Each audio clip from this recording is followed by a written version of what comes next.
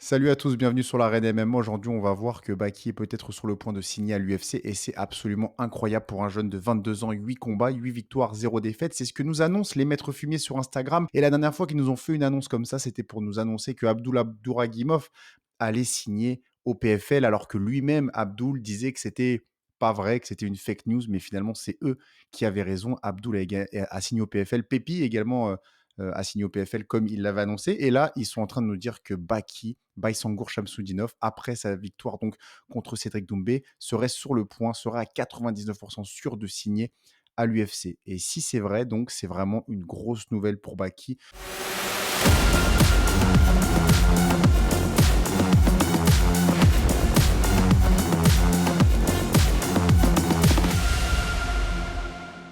Une grosse nouvelle pour le MMA français. Je rappelle, Baki, il a 22 ans, hein. C'est super jeune. Il a une expérience qui est faible par rapport aux autres personnes à l'UFC avec seulement 8 combats, mais 8 victoires. Et il a un très haut niveau et surtout, il a une grosse marge de progression. D'ailleurs, il a finalement officiellement battu Cédric Doumbé dans la mesure où la FMMAF, la fédération de MMA française, a rejeté l'appel du clan Doumbé qui voulait transformer ce combat dans un no contest, toujours selon les maîtres fumiers. Alors, on va voir que Baki, il a combattu au PFL. Il a fait un combat au PFL et il n'est pas sous contrat avec le PFL comme peuvent l'être les combattants de l'UFC lorsqu'ils font un combat avec l'UFC.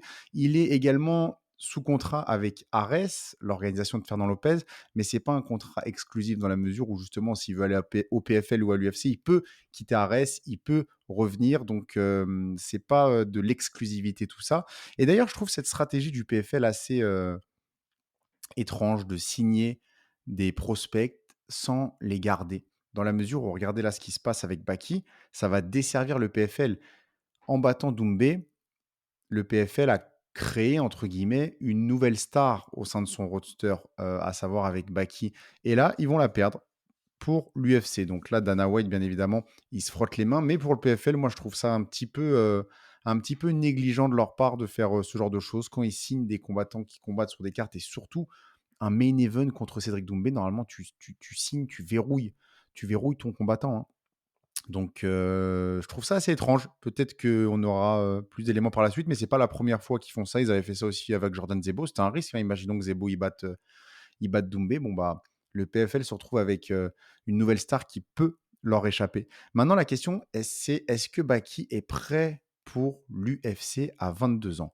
Alors, il va falloir que son chemin se fasse bien, dans la mesure où qu'il soit à la hauteur de son expérience, qu'on lui mette pas des adversaires qui ont énormément d'expérience et qui sont des matchs difficiles pour lui.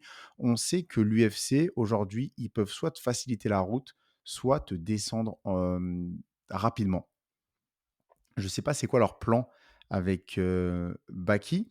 On espère qu'ils vont pas vouloir le descendre rapidement et qu'ils vont lui faciliter le chemin, tel Paddy Pimblett qui a une route vers la gloire qui lui a été tracée et que même quand il y a des décisions mitigées, il les gagne. Donc on a vu aussi beaucoup de combattants que c'est l'inverse, hein, leur route, elle est entravée par que des gros noms, et notamment quand ces combattants viennent d'organisations extérieures, pour montrer aux organisations extérieures que leurs stars, que leurs champions, bah, à l'UFC, ils se font battre. Donc, par exemple, bon, ça marche pas toujours, hein. Par exemple, Mateusz Gamrot, ils lui ont mis que des assassins quand il est arrivé. Il a quand même réussi à se frayer un bon chemin.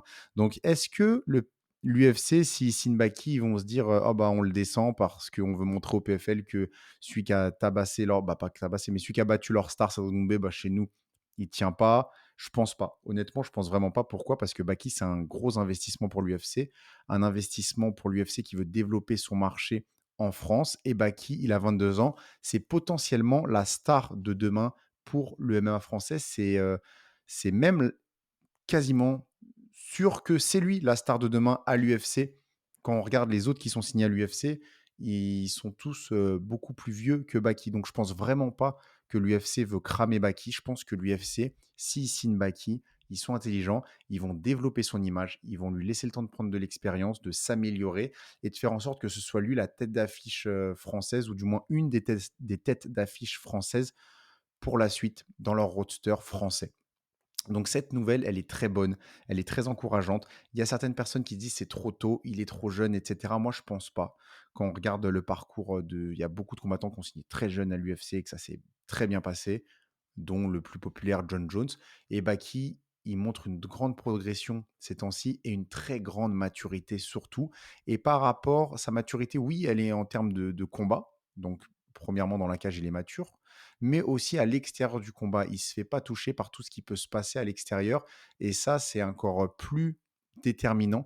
Donc je pense qu'il y a aucun souci à voir Baki signer maintenant à l'UFC et que l'UFC va lui proposer un chemin cohérent par rapport à son niveau et à son jeune âge et à son expérience. N'hésitez pas à nous dire ce que vous pensez en commentaire. Ciao l'équipe.